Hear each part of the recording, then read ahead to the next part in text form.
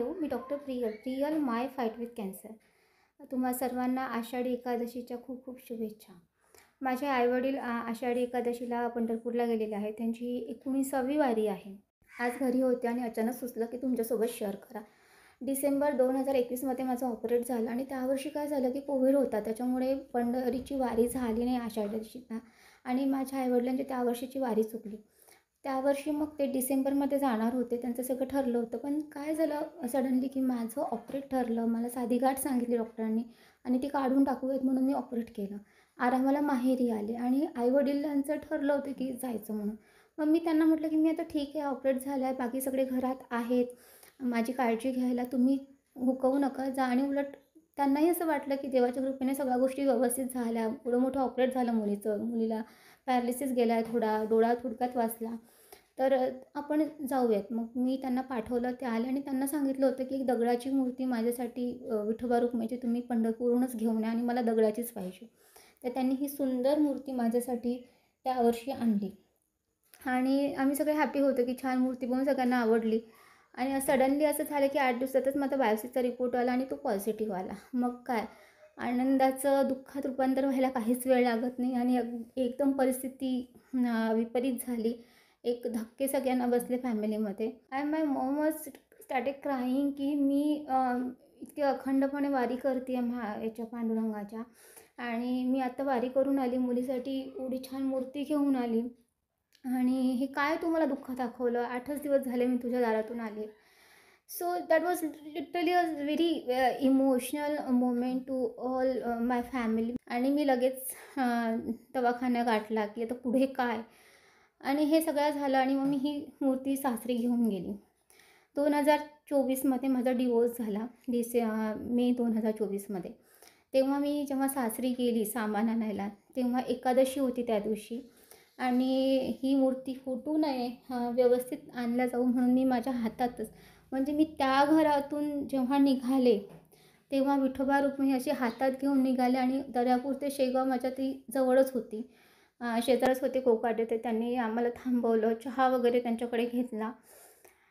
तरी ती माझ्या हातातली मूर्ती मी म्हणजे ठेवली नाही कुठे, ती घरापर्यंत ती सोबतच होती माझ्या. आणि मी त्याच्याकडे एकच माझी तक्रार होती की व्हाय विथ मी काय केलं असं.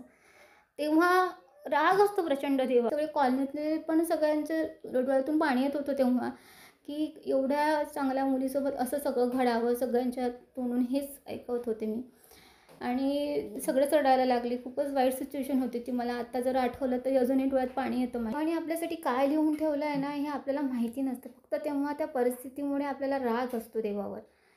पण त्यांनी माझ्यासाठी त्या एका वाईट सिच्युएशनमधून, एका वाईट नात्यामधून, की त्यांनी मला दाखवलं त्या नात्याबद्दलचं खरं रूप, की जो माणूस तुला ह्या परिस्थितीत साथ देऊ शकत नाही, जो माणूस तुला इतक्या वाईट परिस्थितीत एकटं सोडतो, ज्याला मुलीचीही काळजी नाही आहे आणि त्याचं अफेअर, ह्या सगळ्या गोष्टी मला कळाल्या आणि लवकर मी त्या नात्यातून बाहेर पडू शकले. अदरवाईज मी त्या नात्यातून बाहेरच पडू शकले नसते आणि परत तोच मानसिक त्रास, तेच सगळं मला आयुष्यभर झेलावं लागलं असतं. माझी स्वतःची आयडेंटिटी, मी स्वतःच्या सगळ्या गोष्टी पणाला लावून दिल्या होत्या त्या नात्यासाठी.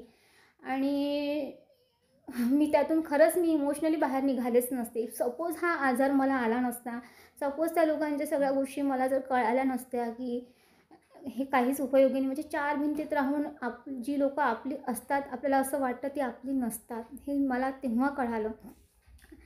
आणि मग मला असं देवावर जो राग होता ना, तो मला आता कळतो आहे की देवाने माझ्यासाठी ह्याच्यापेक्षा बेस्ट लिहून ठेवलं होतं.